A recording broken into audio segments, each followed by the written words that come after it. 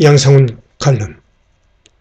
F-35 스텔스 공군의 오늘은 현명한 지도자들이 있었다. 조선일보 양상훈 주필.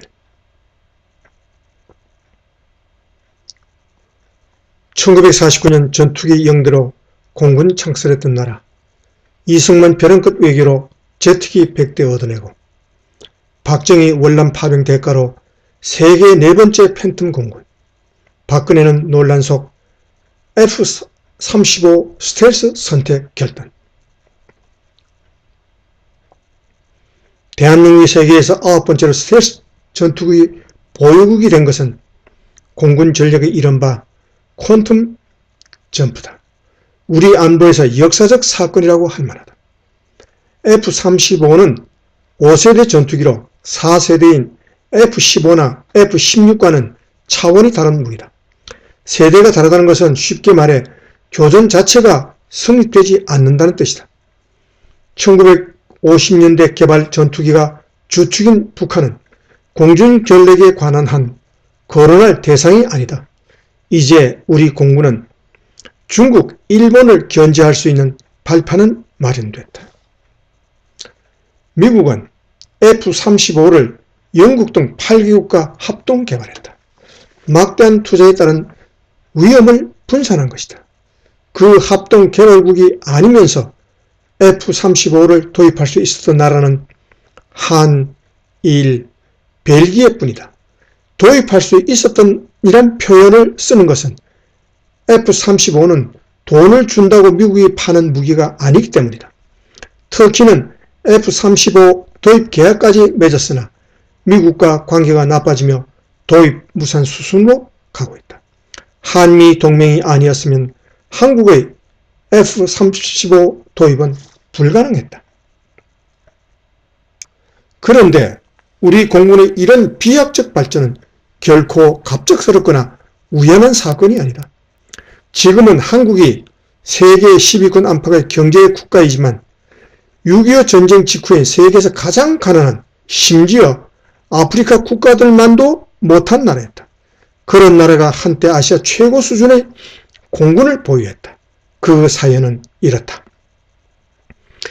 6.25 전쟁이 장기화하자 미국은 적당한 휴전으로 발을 빼려 했다.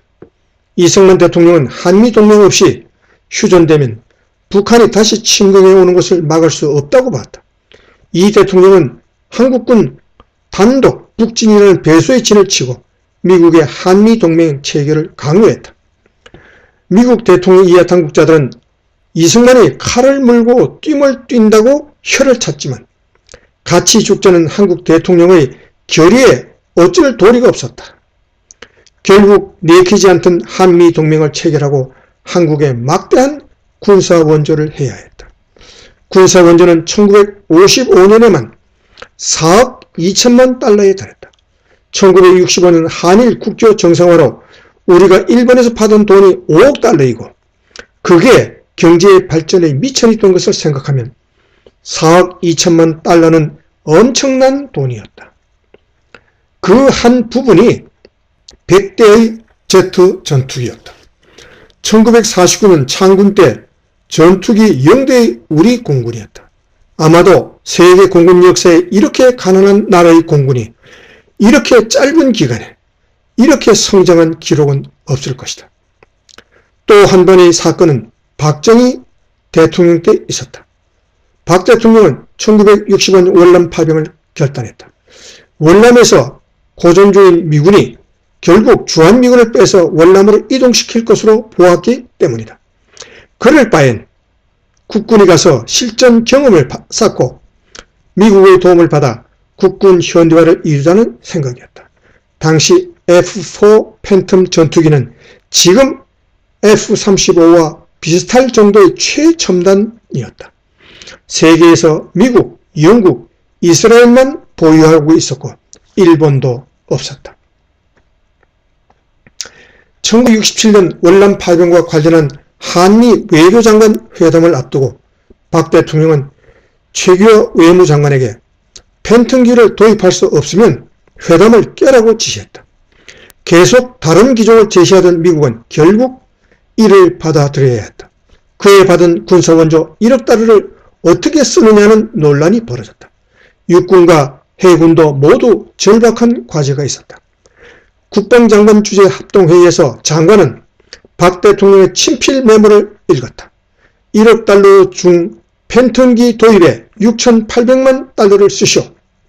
이렇게 팬텀이 아시아 최초로 한국 공군에 들어왔고 상당 기간 한국 팬텀 공군은 아시아 최강 수준이었다. F-35 도입은 박근혜 대통령이 결정했다. 2014년 차세대 전투기 기종 선정 경쟁은 5세대 F-35와 4세대 F-15의 대결이었다. 공군의 미래와 안보를 생각하면 두말할 필요도 없이 F-35였지만 경쟁인 탓에 잡음도 나왔다. 음모론에 뒷거래설이 나왔고 실제 정권이 바뀐 뒤 감사원을 동원해 조사까지 했다. 당연히 선정했어야 할 기종이 선정됐는데 무엇이 있을 까닭이 없었다. 거꾸로 만약 그때 스텔스기를 선택하지 않았다면 지금 어떻게 됐겠나. 생각하기도 싫은 국가적 대실책이 되고 말았을 것이다. 중국은 자체 스텔스기를 수백 대 보유할 것이 확실시 된다. 일본은 F-35를 150대 가까이 보유하고 수직 이착륙기인 F-35B까지 도입해 사실상 항모를 운영한다고 한다. 우리 F-35 40대로는 역부족이다. 북한은 핵을 포기하지 않는다. 북한 지도부의 도발 의지를 꺾으려면 압도적 제공권을 확보해야 한다. 일자리 만든다며 날린 54조 원이면 300대가 넘는 F-35를 살 수 있다. 타당성 조사도 없이 묻지마식으로 퍼붓는다는 건설사업 24조 원이면 130대다. 단순 계산이지만 우리가 정치적으로 뿌리는 혈세의 기회비용이 얼마나 큰 것인지는 알아야 한다. 출처 조선닷컴